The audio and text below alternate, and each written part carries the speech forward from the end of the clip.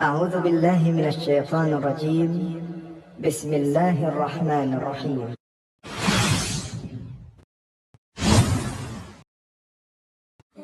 امام طبری رحمت اللہ علیہ بیان کرتے ہیں کہ حوا علیہ السلام نے آدم علیہ السلام کے لیے 20 ولادتوں میں 40 بچوں کو جنم دیا۔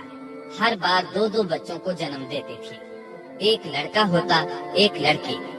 سب سے پہلا جوڑا قابیل اور اس کی بہن قمیم کا تھا۔ پھر انسانوں کی افزائش شروع ہوئی، آبادی میں اضافہ ہونے لگا۔ اللہ نے آدم علیہ السلام ہی کو ان کا نبی متعین کر دیا۔ وہ انہیں دین سکھاتے رہے۔ اس وقت تمام لوگ موحد تھے، خالص توحید کو اپنانے والے تھے، یعنی کان الناس امۃ واحدہ، تمام لوگ ایک ہی امت کے تھے، ان میں شرک کا شائبہ بھی نہ تھا۔ ابن جریر اور ابن کثیر رحمہم اللہ نے ابو موسیٰ اشعری رضی اللہ عنہ کی روایت بیان کی ہے، اللہ نے جب آدم علیہ السلام کو جنت سے زمین پر اتارا تو انہیں ہر چیز کی کاریگری اور صنعت کا علم تھا۔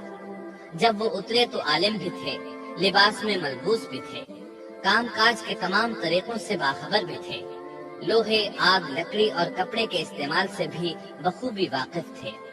ہمارے برعکس وہ ان کاموں کو اپنی ابتدا ہی سے جان چکے تھے، کیونکہ ہم سب لوگوں کا حال یہ ہے کہ جب تک سکھایا نہ جائے ہمیں کچھ نہیں آتا۔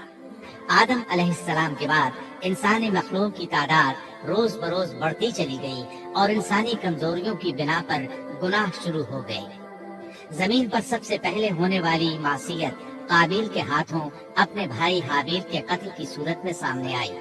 اللہ تعالیٰ نے قرآن مجید میں قابیل اور اس کے بھائی حابیل کا قصہ بیان کیا ہے۔ قابیل قرح اور درست طبیعت کا مالک تھا، جبکہ اس کا بھائی حابیل رحم دل اور نرم طبیعت تھا۔ قابیل کھیتی باڑی کرتا تھا اور حابیل مویشی چراتا تھا۔ حابیل کے نرم دل ہونے کی ایک وجہ اس کا بکریاں چرانا تھا، کیونکہ ایک چرواہا اپنی بکری کو بھوکا دیکھ کر اسے چارہ کھلائے بغیر نہیں رہتا، نہیں وہ کسی بکری کو پیاسا دیکھ کر اسے بھول جاتا ہے۔ اپنے جانور پر اس کی طاقت سے زیادہ بوجھ بھی نہیں لادتا۔ بنی نوع انسان کی تعداد میں اضافے کے لیے اس وقت ایسا قانون تھا جو اب حرام ہے، اور وہ ہے بہن کے ساتھ نکاح۔ چونکہ اس وقت کے سب لوگ آدم علیہ السلام کی حقیقی اولاد تھے اور آپس میں بہن بھائی تھے، اس لیے اس وقت کی شریعت کی روح سے قابیل اپنے ساتھ جڑواں پیدا ہونے والی بہن کے سوا کسی دوسری بہن سے شادی کر سکتا تھا، اور اسی طرح حابیل اپنے ساتھ جڑواں پیدا ہونے والی بہن کے علاوہ کسی دوسری بہن سے شادی کر سکتا تھا۔ اس کی صورت یہ تھی کہ قابیل کی شادی حابیل کی بہن سے ہو اور حابیل کی شادی قابیل کی بہن سے ہو، لیکن ہوا یہ کہ حابیل کی بہن خوبصورتی میں قابیل کی بہن سے کم تھی، اس لیے قابیل نے حابیل کی بہن سے شادی کرنے سے انکار کر دیا اور اپنی جڑواں بہن سے شادی کی خواہش ظاہر کی، لیکن ایسا کرنا آدم علیہ السلام کی شریعت میں حرام تھا۔ آپ نبی بھی تھے اور رسول بھی۔ رسول اور نبی میں فرق یہ ہے کہ رسول پر شریعت اور احکام نازل ہوتے ہیں، لیکن نبی پر شریعت نازل نہیں ہوتی، البتہ اس کی طرف وحی نازل ہوتی ہے اور معجزات عطا کیے جاتے ہیں، جبکہ شریعت صرف رسولوں ہی پر نازل کی جاتی ہے۔ آدم علیہ السلام بھی چونکہ رسول تھے، اس لیے ان کی شریعت میں یہ قانون تھا کہ کوئی شخص اپنے ساتھ جڑواں پیدا ہونے والی بہن کے ساتھ شادی نہیں کر سکتا۔ قابیل اس شرعی حکم کی وجہ سے غضبناک ہو گیا۔ اس نے تعجب کا اظہار کرتے ہوئے اس قانون کو ماننے سے انکار کر دیا۔ آدم علیہ السلام نے ان دونوں کے درمیان فیصلہ کرتے ہوئے انہیں حکم دیا کہ دونوں اللہ کے حضور ایک ہدیہ پیش کریں۔ ہدیہ اس جانور کو کہتے ہیں جسے اللہ کے نام پر ذبح کر کے فقراء میں تقسیم کر دیا جائے۔ اس سے مقصود اللہ کے لیے اپنی نیت کو خالص کرنا ہوتا ہے۔ اس عمل کو قربانی کہا جاتا ہے۔ آدم علیہ السلام کے زمانے میں قربانی کا جو قانون تھا اس کے قبول ہونے کی نشانی طے تھی، اور وہ یہ کہ آسمان سے ایک آگ نمودار ہوتی اور اس قربانی کو جلا دیتی۔ اس کا مطلب تھا قربانی قبول ہو چکی ہے، اور اگر آگ قربانی کو نہ جلاتی تو سمجھ لیا جاتا کہ قربانی قبول نہیں ہوئی۔ آخر قربانی کا دن آ پہنچا۔ حابیل نے اپنے مویشیوں میں سے ایک بہترین جانور لیا اور قربان گاہ میں لا کر اللہ کے حضور پیش کر دیا۔ دوسری طرف قابیل نے اپنی کھیتی کے غلے میں سے ردی قسم کا غلہ قربانی کے لیے پیش کیا۔ دوسرے دن دونوں قربان گاہ پہنچے تو انہوں نے دیکھا کہ حابیل کی قربانی قبول ہو چکی ہے، جبکہ قابیل کی قربانی کو آگ نے چھوا تک نہیں تھا۔ یہ دیکھ کر قابیل حابیل پر غضبناک ہوا۔ شیطان نے بھی اسے وسوسے میں مبتلا کیا کہ اپنے بھائی کو قتل کر دے۔ اس نے اپنے بھائی حابیل کو جان سے مار ڈالنے کا پختہ ارادہ کر لیا۔ اس وقت تک روئے زمین پر کوئی انسان قتل نہیں ہوا تھا۔ انسانی تاریخ میں یہ پہلا قتل ہے جس کا ارتکاب قابیل نے کیا۔ وہ اپنے بھائی حابیل کے پاس گیا اور اس سے بولا، میں تجھے قتل کر دوں گا۔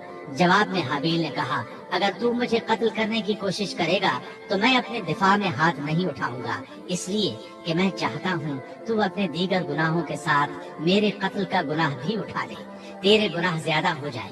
چنانچہ ایک تاریک رات میں حابیل سویا ہوا تھا کہ قابیل ایک بڑا سا پتھر اٹھا کر اس کے پاس آیا۔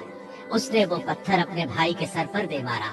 اس طرح اس نے حابیل کو قتل کر دیا، روئے زمین پر قتل کی ابتدا کر دی، زمین کو پہلے خون سے رنگ دیا۔ تاریخ انسانی میں یہ سب سے پہلا جرم تھا جو قابیل کے ہاتھوں ہوا۔ قتل تو وہ کر بیٹھا، اب حیران اور پریشان ہوا کہ اس کی لاش کا کیا کرے۔ اس وقت تک نسل انسانی موت سے بھی دوچار نہیں ہوئی تھی۔ آدم علیہ السلام کی اولاد میں سے اس وقت تک کوئی فوت نہیں ہوا تھا، اس لیے قابیل کو معلوم نہیں تھا کہ مردے کے ساتھ کیا کیا جائے۔ اسی کشمکش کے عالم میں اس نے بھائی کی لاش کو کمر پر اٹھا لیا اور چل پڑا۔ چلا جا رہا تھا کہ اللہ نے دو کوے بھیجے۔ دونوں کوے آپس میں لڑ پڑے، ایک نے دوسرے کو ہلاک کر دیا۔ اب زندہ کوا مٹی کھودنے لگا۔ اس طرح اس نے ایک گڑھا تیار کر لیا، مردہ کوے کو اس میں رکھا اور اوپر مٹی ڈال دی۔ اس طرح قابیل کو دفن کا طریقہ معلوم ہوا۔ اس نے بھی گڑھا کھودا اور حابیل کی لاش کو اس میں دبا دیا۔ وہ اپنے کیے پر نادم ضرور تھا، لیکن اس نے اللہ سے معافی نہ مانگی، جبکہ انسان کے لیے ضروری ہے کہ اس سے کوئی گناہ ہو جائے تو اللہ سے معافی مانگے۔ قابیل اور حابیل کے درمیان جو مکالمہ ہوا، اللہ تعالیٰ نے اس کا ذکر سورہ مائدہ آیت 27 تا 29 میں کیا ہے۔ اللہ فرماتے ہیں، وَاتْلُ عَلَيْهِمْ نَبَأَ ابْنَيْ آدَمَ بِالْحَقِّ إِذْ قَرَّبَا قُرْبَانًا فَتُقُبِّلَ مِنْ أَحَدِهِمَا وَلَمْ يُتَقَبَّلْ مِنَ الْآخَرِ قَالَ لَأَقْتُلَنَّكَ قَالَ إِنَّمَا يَتَقَبَّلُ اللَّهُ مِنَ الْمُتَّقِينَ لَئِن بَسَطتَ إِلَيَّ يَدَكَ لِتَقْتُلَنِي مَا أَنَا بِبَاسِطٍ يَدِيَ إِلَيْكَ لِأَقْتُلَكَ إِنِّي أَخَافُ اللَّهَ رَبَّ الْعَالَمِينَ إِنِّي أُرِيدُ أَن تَبُوءَ بِإِثْمِي وَإِثْمِكَ فَتَكُونَ مِنْ أَصْحَابِ النَّارِ وَذَلِكَ جَزَاءُ الظَّالِمِينَ۔ آدم علیہ السلام کے دونوں بیٹوں کا کھرا کھرا حال بھی انہیں سنا دو۔ ان دونوں نے ایک نذرانہ پیش کیا، ان میں سے ایک کی نظر تو قبول ہو گئی اور دوسرے کی قبول نہ ہوئی تو وہ کہنے لگا، میں تجھے مار ہی ڈالوں گا۔ اس نے کہا، اللہ تقوی والوں ہی کا عمل قبول کرتا ہے، گو تو میرے قتل کے لیے دسترازی کرے، لیکن میں تیرے قتل کے لیے ہرگز اپنا ہاتھ نہیں بڑھاؤں گا۔ میں تو اللہ تعالیٰ پروردگار عالم سے خوف کھاتا ہوں، میں تو چاہتا ہوں کہ تو میرا گناہ اور اپنا گناہ اپنے سر پر رکھ لے اور دوزخیوں میں شامل ہو جائے، ظالموں کا یہی بدلہ ہے۔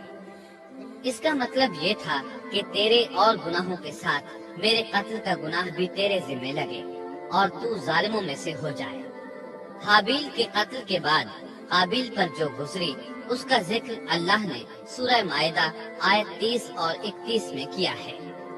فطوعت له نفسه قتل أخيه فقتله فأصبح من الخاسرين فبعث الله غرابا يبحث في الأرض ليريه كيف يواري سوءة أخيه قال يا ويلتى أعجزت أن أكون مثل هذا الغراب فأواري سوءة أخي فأصبح من النادمين.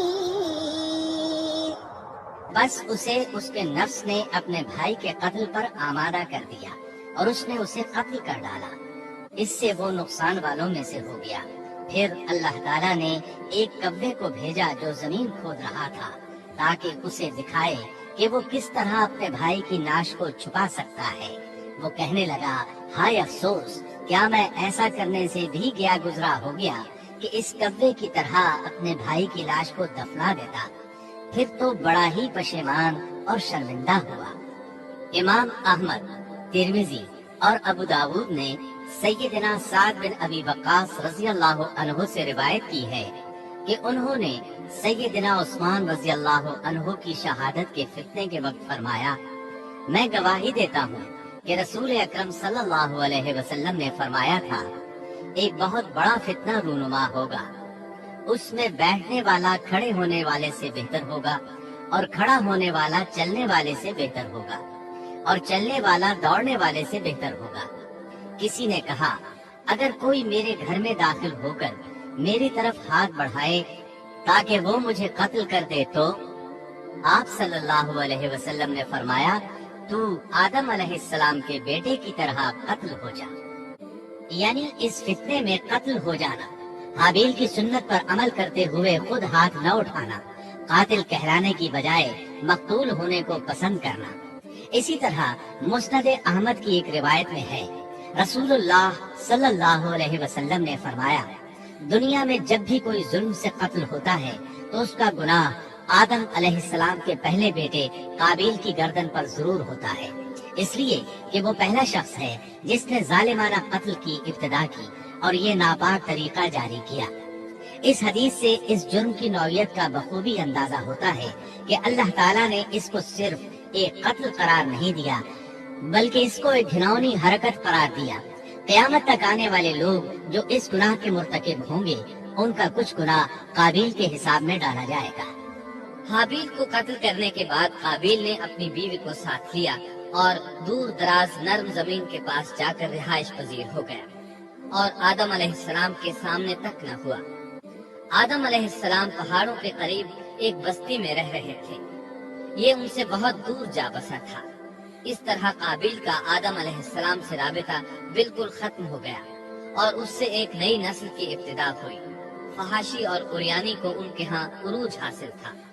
عبادت یہ لوگ اگرچہ اللہ ہی کی کرتے تھے لیکن آدم علیہ السلام کی شریعت کے خلاف بے حیائی کے دل دادا تھے.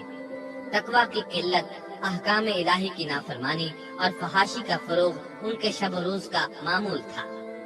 اس کے بعد لوگ دو گروہوں میں تقسیم ہو گئے.